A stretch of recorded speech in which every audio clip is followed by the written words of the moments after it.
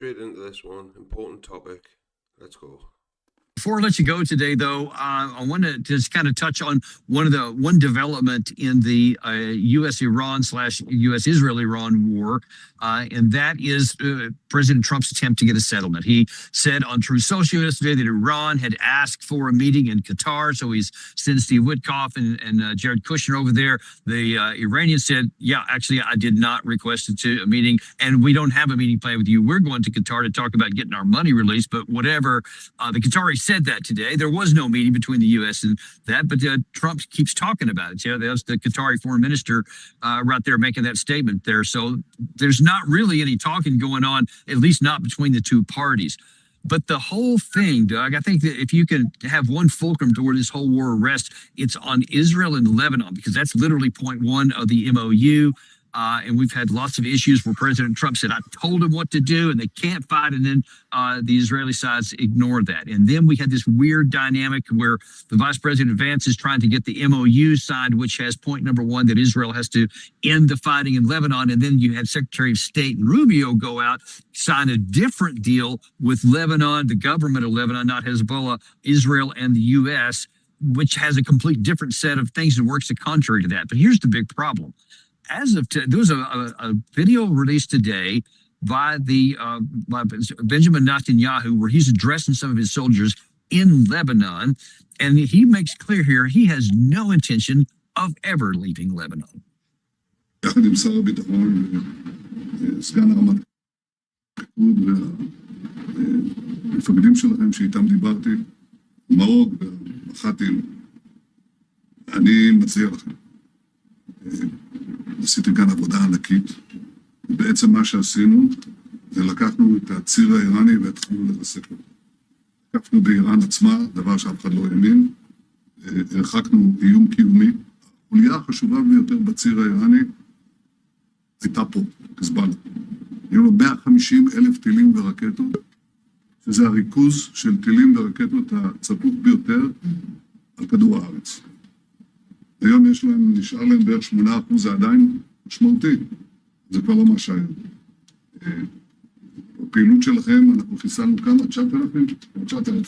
9,000 מחבלים, מאות מחבלים בשבועות האחרונים.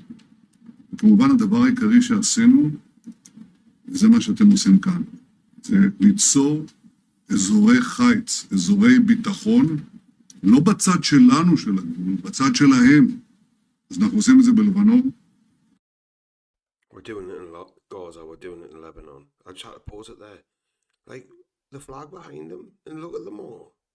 Yeah, they look really happy, mate. Who do you think is our Batman or something? What's with that creepy sign? Like, weird. I don't know if you can read all that down there, but he's telling them all, listen, the most important thing is our security zone in Lebanon. So we've killed a bunch of them, but not all of them. And just like we did in Gaza, we created a whole security zone, and we're going to do that there, not in our country, but in Lebanon. We're going to clear this stuff out, and we are going to keep it. Can we reach an agreement, whether it's Rubio's version or J.D. Vance's version, if we don't get Israel to leave? Oh, of course not. Let's understand a couple of things.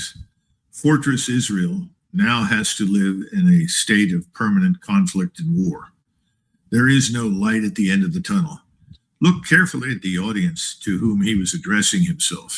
I mean, that picture is worth a million words. I've never seen a more entropic, unenergetic, exhausted, and depressed group of men in uniform.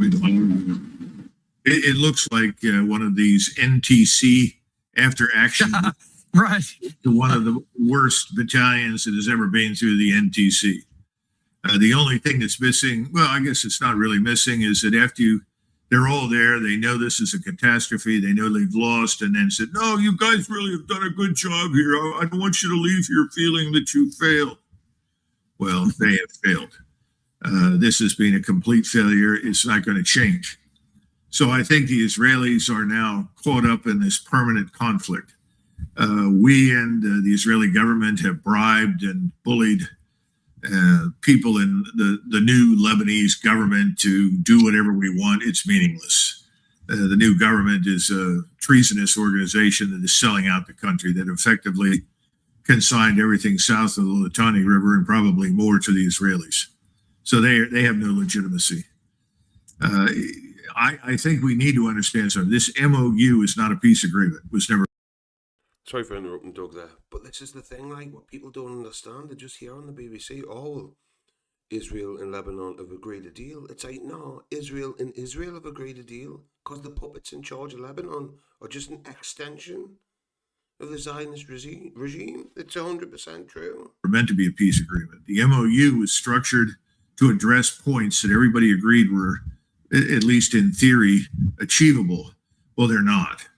And even though we have been defeated militarily in the Gulf, I don't see much evidence that President Trump is comfortable with that outcome. And I think what you have is a situation where whenever it suits us to undermine, attack, or destroy something that belongs to Iran, we will do it. And I think the Iranians, need to come to terms with that. We have to understand that President Trump is masterful with regard to how he manipulates markets. And you saw that the attacks he launched were launched after the business day on Friday in New York City closed and the market was closed. And the Iranians foolishly responded to that attack before Monday. They shouldn't have. They should have waited till Monday or Tuesday, where it would have had a direct impact on the markets. President Trump is very sensitive to the markets. It's not just because of the fall elections. He needs some measure of hope and balance in the marketplace to hold this faltering economy together. I mean, we actually had in the first quarter of 2025 negative growth in terms of GDP. We're going to see more of that in the future. We've got real problems here at home. Now, what does all of this mean to the Iranians? Well, the Iranians they have won in the Gulf, although they're going to be continually under fire, at least until the UAE, if it wants to exist, and cuts the deals that are being discussed behind the scenes with Iran to include sending billions of dollars to the Iranians. That really is their money. We refuse to give it up. So the UAE and I think Bahrain have both said to Iran, we'll get you the money. And they're filtering that money to the Iranians. If they can make that work and they can get the Saudis to abandon any dumb ideas of continuing cooperation with us, then I think they might achieve some degree of stability in the Gulf region. But the war and the center of gravity in the war has now shifted northward. That now focuses on both Lebanon and Syria. And this is important because you know who is sitting right on the edge, the Turks. And the Turks remain the 800-pound gorilla. The Turks are taking measures to ready themselves for a potential conflict with the Israelis. Now, the Turks have been bribed, and they've taken the bribes. They've gone along with what we wanted them to in order to satisfy the Israeli need. But they're reaching the end point. And I think everybody in the region who's been bribed or bullied by us or the Israelis to cooperate with the Israelis are all in the same boat, more or less. I don't know what the tipping point is. I don't know when you get to it, but I don't think it's that far off. And I think we have to keep in mind that Netanyahu and Naftali Bennett and Ben-Gvir and others have very cavalierly attacked the Turks and threatened them and openly stated that they are, quote unquote, next on the menu. Well, Israel has not swallowed the Iranian meal. It's not going to. And if they keep this up, they could easily have the Turks on the menu in ways that they would rather not see. It is us. We're the key to protecting Israel from this imminent disaster. And the real question now is, can we do that? Because we can't defeat Iran in the south over the Gulf. Are we now shifting our emphasis to the north, where we're going to work with the Israelis, the Kurds, or anybody else we can find who's trying to destroy Iran? I suspect we're going to do that. The real question is, how long does everybody else up there wait until they say enough's enough and they join in the fight? I don't know, but I think it's coming. And I just don't understand what it seems to me, better question, is that the White House seems to be paralyzed, not knowing what to do. I mean, you got J.D. Vance going one way, Marco Rubio going another way. President Trump literally just talking nonsense about, oh yeah, they're begging a meeting, and oh well, maybe it'll work, maybe it won't. Meanwhile, Netanyahu is staying in Lebanon, so that's just going to prevent anything from being worked out. That has big negative consequences for the United States, because the longer we don't get that strait open on a full basis, and right now it's only partially open, that's going to have negative economic implications for us, as you had. You showed us a chart here. I wonder if you could explain what that danger is. Well, we'll get to the chart in a second. I think we have to understand that President Trump's excursions into fiction and fantasy land have worked. You have to understand that. In other words, he says, we're going to have a peace deal, and everybody says, great, we're going to have a peace deal. The markets, rebound, the cost of oil goes down. Everybody says, peace is coming, interest rates stabilize. I don't know how much longer he can do that, but he's been very successful thus far, and that's all he really cares about. Everything else he says is irrelevant. Don't pay any attention to it. None of it's true. The big mistake you can make is to follow him from day to day to day. Which we do. It's sort of a roller coaster ride to nowhere. He's not interested in any lasting or enduring relationship with anybody in the region other than Israel. And that's all financial and economic as far as he's concerned. And he sees his own future tied to that.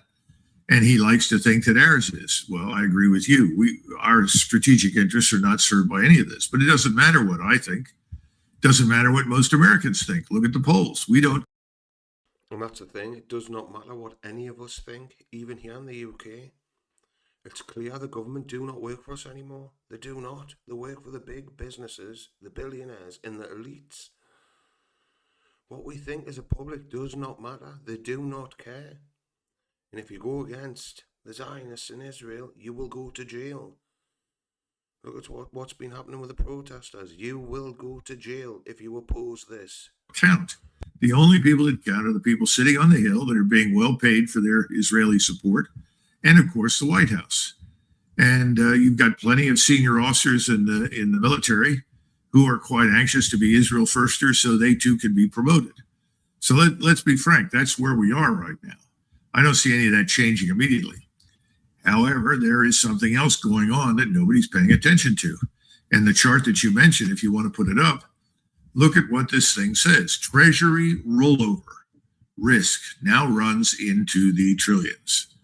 Privately held marketable U.S. Treasury debt maturing within 1 year. Within 1 year. Trillions of dollars. Look at the bottom. 1980, 2020, 2021, 2, 3, 4, 5, 6. How do you suppress interest rates? We don't really control interest rates anymore. They are rising, and they are continuing to rise. It's already 4% for a 1 year treasury. Given our inability to sell treasuries at the 10-year and above maturity levels, we're trying to have rapid turnover of treasuries. This is the Scott Bessent model for avoiding consequences. I don't think it's going to happen much longer. So I'm not an economist, but I do take comfort in John Kenneth Galbraith's famous remark that economic forecasting exists to make astrologers look respectable. So I don't believe anything that the economists say, but I do believe charts like this. And I don't think we're going to escape the consequences of our foolish actions over many, many years now. This, more than anything else, may change the complexion of everything we do. Because at some point, you have to park all the ships in harbor. At some point, you have to bring the forces back. At some point, you can't just spend, which is what we've been doing. And this $1.5 trillion defense budget, which will include a $350 million plus up from pork, I don't see that happening. I think it'll all collapse. But I've been wrong before, so we'll see. We'll see, but those, like you say, the numbers are what they are, and they're definitely. I mean, you see the chart from 1980 all the way up through, just going higher and higher. There is a limit. At some point, you have to have a collapse from all that weight. It hadn't happened yet, and who knows how much longer it can go, and Trump can ride this. But we're rolling and with a gamble of our own financial security as a result. we'll have to see how it works out. But we always appreciate you coming on and giving us this no kidding analysis that you see, Doug. Thank you. And thank you, Doug. And I don't know enough about economics, about GDP. But one thing's for sure, how can you spend all this money? Like, what was it, $2 billion a day at the start of this Iran war, 2 billion a day.